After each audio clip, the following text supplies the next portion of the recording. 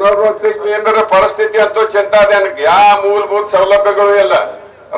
ಮೂಲಭೂತ ಸೌಲಭ್ಯಗಳಿಂದಲೂ ಕೂಡ ನಾವು ವಂಚಿತ ಇದ್ದೇವೆ.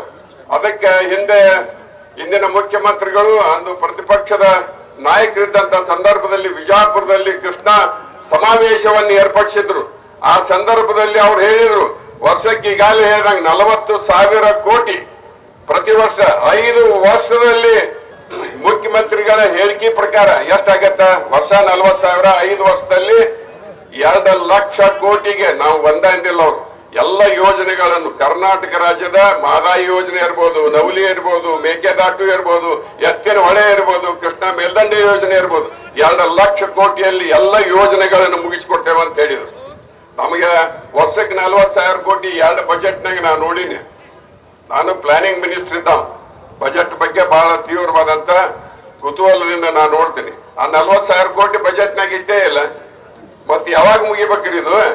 ಅಷ್ಟೇ ಅಲ್ಲ, ಅವತ್ತು ಅವ್ರು ಹೇಳಿದ್ರು 50,000 ಕೋಟಿ ರೂಪಾಯಿಯನ್ನು ನಾನು ಪುನರ್ವಸತಿ ಕೇಂದ್ರದ ಸಲುವಾಗಿ ಮೀಸಲಾಗಿರ್ತೀನಿ ಅಂತ ಹೇಳಿದ್ರು.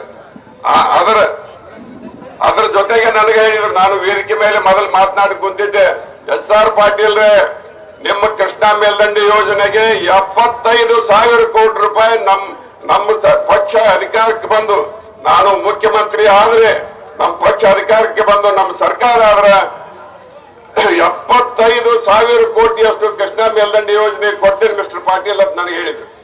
ನಾನು ನೆನಪಿಸ್ಕೊಳ್ತೇನೆ. ಇವತ್ತು ನೀವು ಬೇಕಾದ್ರೆ ಅದನ್ನ ನಿಮ್ ಕಡೆ ಕೊಡ್ತೇನೆ. ನೋಡಿ, ಸರ್ಕಾರದಾಗ ರೊಕ್ಕ ಐತಿ ಇಲ್ಲ ಅನ್ನೋದು ನಿಮ್ ಕೆಲ್ಸ ಅಲ್ಲ. ನೀವು ಭೂಮಿ ಕಳ್ಕೊತೀರಿ, ಮಣಿ ಕಳ್ಕೊತೀರಿ, ಪರಿಹಾರನ ಕೊಡ್ರಿ ಅನ್ನೋದು ಅಷ್ಟ. ಸರ್ಕಾರಕ್ಕೆ ಏನ್ ಪಂಚ ಗ್ಯಾರಂಟಿ ಕೊಡಕ ರೊಕ್ಕನೇ ಇಲ್ರಿ ಅಂತೀರ. ಅದೆಲ್ಲ ಈ ನೋಡ್ರಿ, ಕೊಡ್ಬೇಕಂದ್ರ ಅಲ್ಲೇ ಸರ್ಕಾರದ ಪ್ರಾಪರ್ಟಿ ಅದಾವ ಬೆಂಗಳೂರಾಗ. ಈ ಟರ್ಫ್ ಕ್ಲಬ್ ಐತಿ, ಆಮೇಲೆ ಇನ್ನೊಂದು ಯಾವ್ದು ಆಟ್ರಿ ಅದು ರೇಸ್ ಕೋರ್ಸ್ ಮಾಡಿದ್ರೆ 5 ಲಕ್ಷ ಕೋಟಿ ಬರ್ತೈತಿ. ಗೋಲ್ಫ್ ಮಾಡಿದ್ರ 50 ಲಕ್ಷ ಕೋಟಿ ಬರ್ತೈತಿ. ಸರ್ಕಾರದ ಸಾಕಷ್ಟು ಆಸ್ತಿ ಅದಾವ.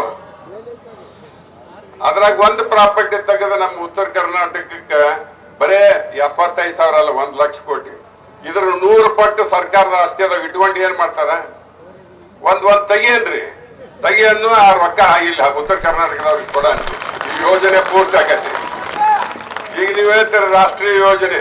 ನೀವು ರಾಷ್ಟ್ರೀಯ ಯೋಜನೆಯಾರ ಮಾಡ್ರಿ, ಅಂತಾರಾಷ್ಟ್ರೀಯ ಯೋಜನೆಯಾರ ಮಾಡ್ರಿ, ಬ್ಯಾಕ್ ಬಾರೋ ಆರ್ ಸ್ಟೀಲ್, ನಮ್ಮ ಯೋಜನೆ ಪೂರ್ತಿ ಮಾಡ್ರಿ ಅಂತ ನೀವು ಗಟ್ಟಿಯಾಗಿ ನಿಲ್ಬೇಕು. ನೀವು ಮಾರಿ ಆಸ್ತಿ, ಸರ್ಕಾರ ಆಸ್ತಿ, ಬೆಂಗಳೂರಾಗಿದ್ದು ಸರ್ಕಾರ ಆಸ್ತಿ ಮಾರಿ. ನಮ್ಮ ಉತ್ತರ ಕರ್ನಾಟಕದ ಜನತೆ ಇಲ್ಲೇನು ಪರಿತಪಿಸ್ತಾ ಇದ್ದಾರೆ. ಈ ನಮ್ಮ ಜಮೀನಿಗೆ ಪರಿಹಾರಧನ ಬರ್ಬೇಕು, ಮಣಿಗೆ ಪರಿಹಾರಧನ ಬರ್ಬೇಕು, ಯೋಜನೆ ಪೂರ್ತಿ ಮಾಡ್ಬೇಕಂತ ಏನ್ ಹೇಳ್ತಾರ. ಆ ಒಂದು ಸಣ್ಣ ಆಸ್ತಿ ಮಾಡಿದ್ರೆ ನಿಮ್ಮ ಅದ್ರ 10 ಪಟ್ಟು ಅವ್ರಿಗೆ ರೊಕ್ಕ ಬರ್ತೈತಿ. ಅದಕ್ಕೆ ಹೇಳ್ರಿ, ದುಡ್ಡಿಲ್ಲ ಅಂದ್ರೆ ಅವನ ಹೇಳ್ರಿ ಅವ್ರಿಗೆ, ನಿಮ್ಮ ಆಸ್ತಿ ಮಾಡ್ರಿ, ಉತ್ತರ ಕರ್ನಾಟಕದ ಎಲ್ಲಾ ಯೋಜನೆಗಳನ್ನು ಪೂರ್ತಿ ಮಾಡಂತ ಹೇಳ್ರಿ. ನಮಸ್ಕಾರ.